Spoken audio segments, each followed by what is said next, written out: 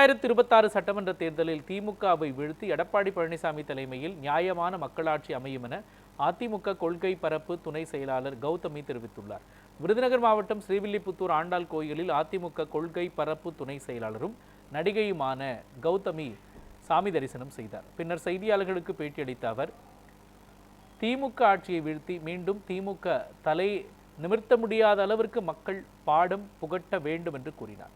தேர்தலுக்கான அனைத்து பணிகளும் எடப்பாடி பழனிசாமி தலைமையில் நடைபெறும் என்பதில் உள்துறை அமைச்சர் அமித்ஷா உறுதியாக இருக்கிறார் என்று தெரிவித்தார். வரும் சட்டமன்ற தேர்தலில் திமுகவை வீழ்த்தி எடப்பாடி பழனிசாமி தலைமையில் நியாயமான மக்களாட்சி அமையும் எனவும் அவர் கூறினார். ராஜபாளையம் தொகுதி மட்டும் இல்லை, தமிழ்நாடு முழுக்க அனைத்து இந்திய அண்ணா திராவிட முன்னேற்ற கழகம் இருக்குது, தொண்டர்கள் இருக்காங்க, கட்சியினுடைய வாக்காளர்கள் பாரம்பரிய வாக்காளர்கள் இருக்காங்க. எல்லா இடத்துக்கும் போய் எல்லாரையும் நான் சந்திக்க போகிறேன். தொகுதிகளுடைய அறிவிப்பு நடக்கிறது இன்னும் நிறைய காலம் இருக்குது. அதுக்கான முடிவு அண்ணன் எடப்பாடியார் தான் எடுப்பார். அந்த சரியான நேரத்தில் சரியான முடிவாக எடுப்பார். எப்படி எதுவாக இருந்தாலும் அதை நான் மனசார நான் ஏற்றுக்கிறேன்.